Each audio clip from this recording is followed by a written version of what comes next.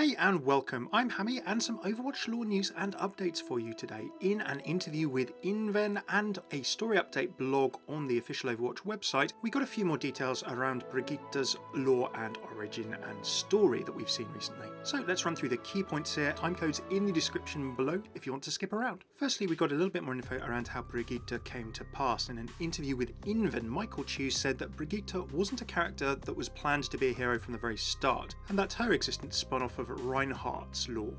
Now, the original desire of the Overwatch team was for Reinhardt to be like Don Quixote. Now, if you haven't heard of him, said by some to be among the top works of fiction ever published, and certainly very important in Western and Spanish literature, Don Quixote is the story of a noble who reads so many chivalric romances that he loses his sanity and decides to set out to revive chivalry, undo wrongs and bring justice to the world. Under the name of Don Quixote, he recruits a simple farmer, Sancho Panza, as his squire, who often uses quite a down-to-earth wit in dealing with the big long speeches and monologues Quixote gives on knighthood and the concept of it. Now, Quixote in the first part of the book doesn't really see the world for being how it actually is and prefers to imagine that he's living out a very, very knightly, noble, chivalric romance story.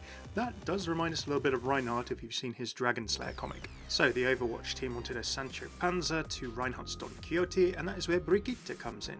Now, in the interview with Inven, Michael Chu actually said that the van that these two ride is actually named after Don Quixote's horse, Rocinante. So there's a little nugget of Reinhardt's van lore for you. We also got a bit more information about Brigitte's skins and their context. Now, apparently when Brigitte first had the idea that she'd like to fight with Reinhardt, she started building her own prototypes of armour, and we see this in her engineer and mechanic skins. You can also actually apparently see this in some bits of the origin story where she's sparring with Reinhardt. We see that prototype there.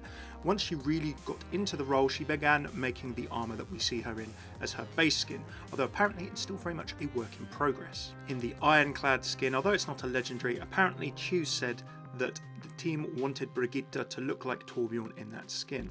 Now, there is a nice extra detail. If you have a look at some of the engineer and mechanic skins, you can see what look to be Torbjorn's design or Torbjorn's old wrenches hanging on the back of them, which is a really nice nod to her father. Next up, something close to my heart, and probably yours as well if you like this channel, we got a little teaser on what to expect in Brigitte's interactions. Apparently, Brigitte has admired the heroes of Overwatch since she heard about them from Reinhardt when she was a child, and apparently, Michael Chu said to Inven, we're going to see many interactions in which Brigitte shows her respect for the other heroes of Overwatch. For example, she has an interaction with Mercy, who has been friendly with the Lindholm family since way back.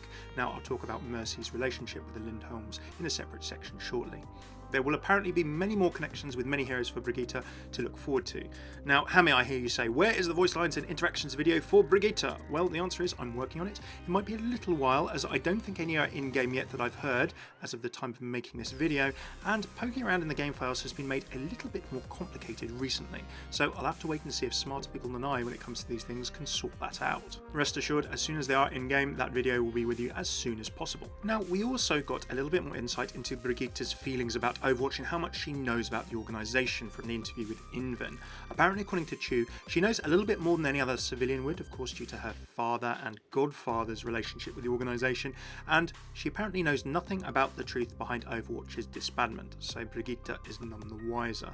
Likewise, apparently it can be said that Reinhardt is actually Brigitte's biggest concern, and she really meant it when she was against Reinhardt going back to Overwatch in the events of Honour and Glory. So if Brigitte is so concerned about Reinhardt going back, then why is she sort of joining him to protect him? Well, Chu gave two reasons. The first being that she's worried it's asking too much of him after all of the fighting he's seen and the wounds and scars he has to show for that from all of the years. And then the other apparently is she knows that Overwatch forced Reinhardt to retire at the end of his career when he was getting old into mandatory retirement, as it says in his hero bio on the website. She feels apparently that's disrespectful to someone who dedicated his life to the cause. Ultimately, however, she understands that he has no choice but to answer, as we saw in Honour and Glory, and ultimately she will support him as best as she can. We also got a little insight into how Torbjorn might feel about her decision. Now, Torbjorn apparently knows that his daughter shares his stubbornness, and that's something that he understands and respects. Well, there you go, like father, like daughter in that regard. His larger concern apparently is that Reinhardt and Brigitte are in over their heads, but he ultimately supports their decisions, and he probably thinks, apparently according to Michael Chu, there's no one better to look after one of his best friends than his daughter. Note that he doesn't say that as his, there's no one better to look after his daughter than his best friend. He probably sees it as Brigitte looking after Reinhardt rather than the other way round. Now, it is interesting maybe the timing of all of this. Torb, of course, we've seen wandering the world in the Destroyer comic, his comic, and also Binary, Bastion's comic, when he was dealing with a rogue titan Omnic in Destroyer and his colleague Sven, and then he sort of moved on to rescuing Bastion from potentially being destroyed, although his original goal was to deal with it. Remember, Torb, of course, is wandering the world, making sure that his creations or things associated with them or things that he's worked on don't fall into the wrong hands and cause trouble. This kind of legacy of slight guilt he has from his role, albeit unintentional by the sounds of things, in the creation of the technology that perhaps caused or was used in the first Omnic crisis. I'd guess at the moment it seems that Torbjorn is going off on the odd mission around the world, but going home afterwards to Sweden. We have of course seen him and the family in the events of the Reflections comic of Christmas 2016. It'll be really interesting to see what happens if and when Brigitte, Torbjorn and Reinhardt come together in the same place and have their next chat after the events of Honour and Glory and Brigitte's desire to support Reinhardt in his recall to Overwatch. We also got a few confirmations. Now, one of these was on the role of Mercy and her relationship with the Lindholm family. Now, a lot of people seem to get very confused by the mention of Mercy in Torbjorn's letter, one of the teasers of Brigitte's hero release, and people wondered if Mercy was actually treating Torbjorn and how young she would be if so. To me, this was never really an issue. I thought it was quite clear from the language used in the letter. So here's a quick summary. I view Mercy as being a Tony Stark type intellect. Now, if you're not a Marvel fan, Tony Stark, or Iron Man as he was to become, at around about the age of 15 went to the Massachusetts Institute of Technology, or MIT, to start studying his higher education. In a near future story, that can totally work. There are plenty of real life examples of 13 to 14 year olds and younger actually doing university first degrees and master's degrees. Mercy doing so at 14 or 15 is actually not a massive stretch of the imagination. If she did her degree at that time or started it at that time, then in the events of Torbjorn's letter, this puts Mercy as most likely studying anyway, and that's what I speculated before this clarification anyway. Now, of course, from her voice line at Christmas, remember, saying that she liked Ingrid's apple pie at the holidays or missed it, she knows about Torbjorn's wife's apple pie to that degree. There's an established connection between Mercy and the Lindholms already that's been hinted at. That was reinforced in Torb's letter to his wife.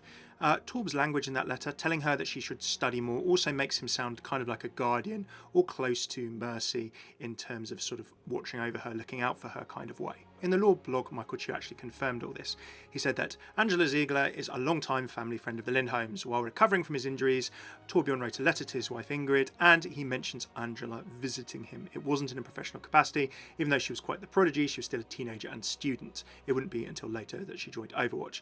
So I thought that was obvious to start with, but it's good that the Overwatch team have come out and confirmed this, so if you were confused, be confused no longer. We also got a few little details on Brigitte's personality, following up from those really cool sprays that she's got. Apparently she trains and spars with Reinhardt every day, but they like to go to the tavern or pub and relax afterwards. Brigitte clearly liking the odd beer.